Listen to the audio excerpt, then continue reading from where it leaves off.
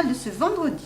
Cérémonie des vœux à Saint-Paul-et-Dax, nouvelle gestion de l'eau à Cabreton, dossier améliorer sa santé, quelques conseils simples. Bienvenue sur TV Land. À Saint-Paul-et-Dax, la cérémonie des vœux était une première pour Catherine Delmont, qui a succédé fin septembre à Daniel Michel. Avant de débuter son discours, Madame le maire et Daniel Michel ont dévoilé un vitrail réalisé par Brigitte Nogaro pour célébrer le 30e anniversaire de la station thermale. En présence de tout son conseil municipal, Madame Catherine Delmont a ensuite débuté son discours en rendant hommage à la conseillère municipale et sénatrice Daniel Michel. C'est une tâche agréable de vous accueillir pour un moment d'amitié et de cordialité, mais c'est aussi une tâche peu aisée, car en préparant mon discours, j'ai vite eu l'idée d'avoir à commenter le travail d'une autre, puisque j'ai succédé à Daniel Michel au second semestre de l'année 2012. Cette idée me conduit vers une autre idée, celle de la continuité de l'action publique, la continuité du service public. Cette idée-là, l'idée de servir la République et de n'être que de passage pour servir l'intérêt général, me convient parfaitement. Saint-Paul-et-Dax s'est engagé volontairement sur la voie de la solidarité et à côté de ses actions, tout au long de l'année, elle a continué dans sa volonté de réaliser des équipements sociaux. Ainsi, le second EHPAD du nom de Marie Patica a été ouvert au mois d'octobre. L'implantation de cet équipement moderne est prévue de telle sorte qu'une simple clôture sépare l'EHPAD de l'école élémentaire et maternelle Gaston Larieux. Cette localisation choisie démontre notre souhait de créer de la mixité sociale et générationnelle. Cet établissement de 3000 m² dispose de 65 places, dont une aile exclusivement consacrée aux 15 places relevant de l'unité d'accueil spécifique Alzheimer. Toutes les chambres de l'EHPAD Maria Patica sont aujourd'hui occupées. Pour 2013, plusieurs projets sont prévus, la poursuite de la restructuration du centre urbain, la fin des logements sociaux de la Liberté et 24 supplémentaires à Tachoir, ainsi que l'application de la réforme des rythmes scolaires, même si Madame le maire s'interroge sur les répercussions de cette mesure sur le budget des communes. Bien entendu, je suis solidaire de ce projet gouvernemental et j'appliquerai cette mesure dès la rentrée prochaine si le décret d'application est publié d'ici là. Cependant, si je suis convaincue de l'intérêt d'une telle mesure pour nos enfants, en tant que responsable d'une collectivité, je m'interroge sur les modalités de son financement. Enfin, la Plaine des Sports sera le projet majeur de 2013. C'est un projet majeur pour plusieurs raisons. Par son ampleur, 3 terrains de grands jeux, une tribune de 300 places avec les annexes, un terrain multi-activités, des parcours pédestres.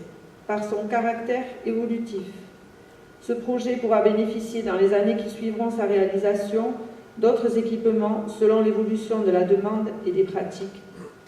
Par son emplacement stratégique, il est situé à l'entrée de la ville et à l'entrée de l'agglomération, à proximité d'un quartier qui sera créé, à savoir le quartier de la Liberté. Par son enveloppe budgétaire, près de 8,5 millions d'euros, dont près de 50% de subventions publiques. Madame le maire a ensuite exprimé son attachement à la communauté d'agglomération qui, selon elle, est le moyen de bâtir l'avenir du territoire avant de présenter ses vœux.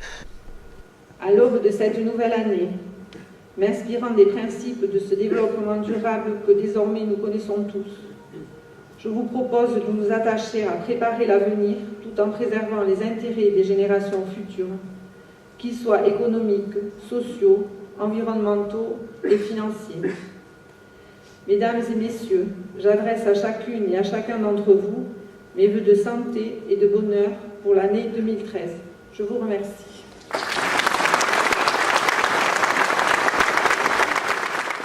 Depuis le début de l'année, la gestion de l'eau sur la commune de Cabreton a été confiée au SIDEC. Le maire Patrick Lacléder et les représentants du SIDEC ont expliqué ce nouveau fonctionnement aux habitants lors d'une réunion publique. Depuis 8 ans, la Lyonnaise des Eaux avait en gestion l'eau et l'assainissement sur Cabreton, dans un souci d'amélioration de ses infrastructures, tout en maîtrisant l'évolution du prix des services.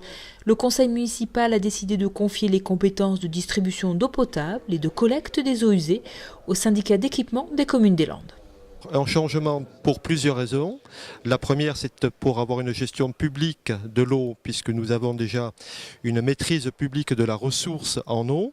Et l'autre raison, c'était de pouvoir réaliser un programme important de travaux sur nos équipements et sur nos réseaux, tout en maintenant le niveau de prix qui est le nôtre aujourd'hui et qui est un niveau de prix très attractif. Pas de changement significatif donc sur la facture des Cabretonnais. Aucune modification pour les usagers puisque les facturations seront toujours conservées aux périodes telles que le pratiquait la Lyonnaise des Eaux. Les élus de Cabreton ont voulu toujours conserver ce mode de facturation de saison hors saison.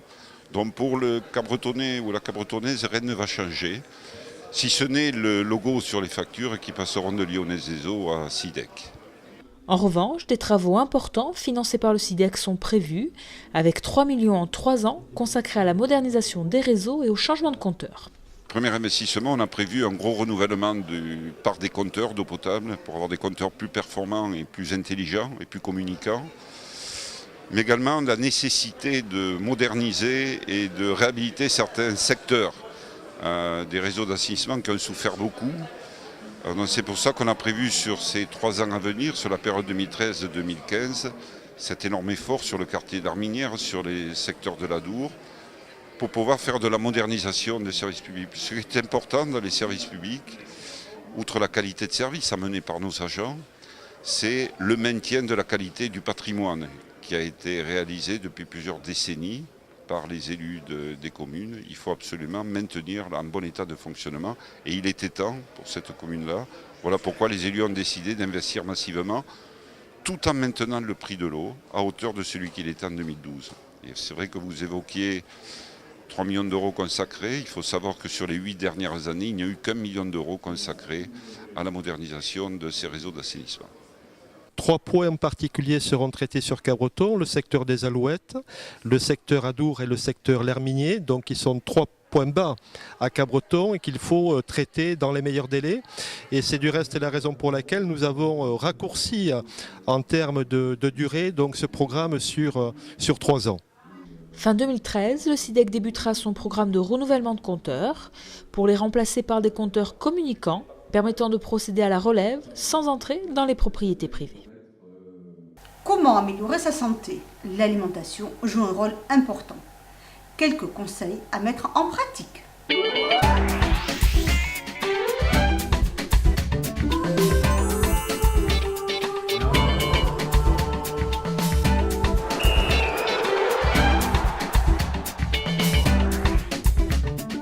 Manger pas trop gras, pas trop sucré, un peu de fruits, un peu de légumes, un peu de tout en fait, mais sans trop abuser. Sans jamais se resservir. Un repas équilibré et varié, ça se composerait déjà de au moins un entrée plat dessert. Il faut une crudité, des fruits, un laitage. La viande de temps en temps, éviter trop de gras, trop d'huile. Je prends pas le temps de me faire à manger. Moi j'ai plutôt l'impression d'avoir un bon comportement alimentaire. Moins grignoter. Faire l'effort de manger plus de fruits. Plus de fruits et légumes. Je pense que je vais diminuer le pain, le sel et le sucre. Sommes-nous tous en bonne santé? C'est ce qu'a voulu savoir l'association AXA Prévention avec son premier baromètre qui évalue l'état de forme de nos compatriotes. Céline Soubrane, secrétaire générale d'AXA Prévention, revient pour nous sur les principaux enseignements de cette étude concernant l'alimentation. La nutrition pour les Français est un facteur essentiel de leur forme, tout de suite après le sommeil, ça vient en deuxième position.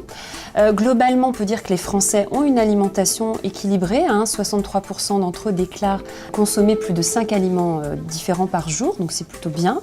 Par contre, on constate qu'il y a un vrai clivage selon l'âge, les 25-34 ans ont une alimentation beaucoup moins équilibrée, à partir de 35 ans, ça s'améliore et vraiment les seniors ont les meilleures pratiques et 84% d'entre eux estiment avoir une alimentation équilibrée.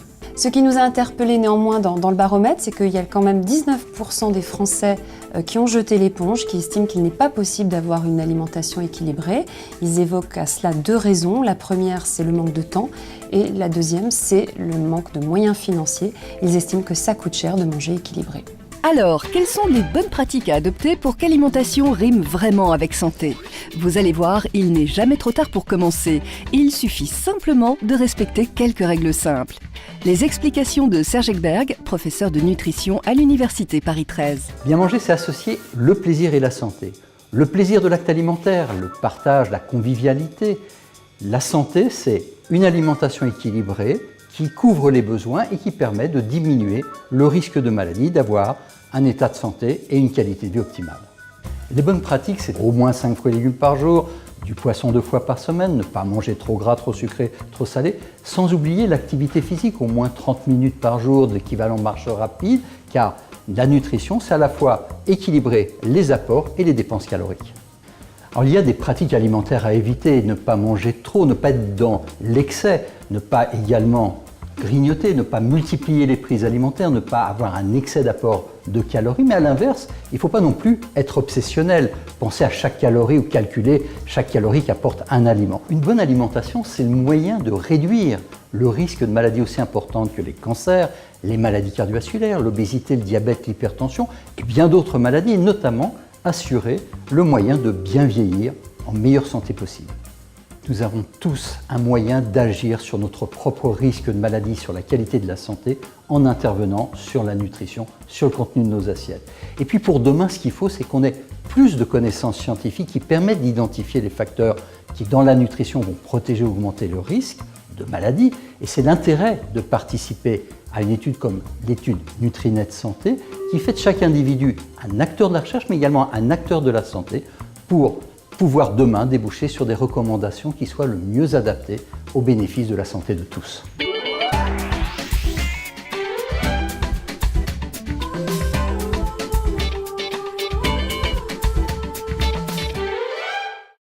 Je vous souhaite à tous et à toutes de passer une bonne semaine et vous donne rendez-vous mardi prochain.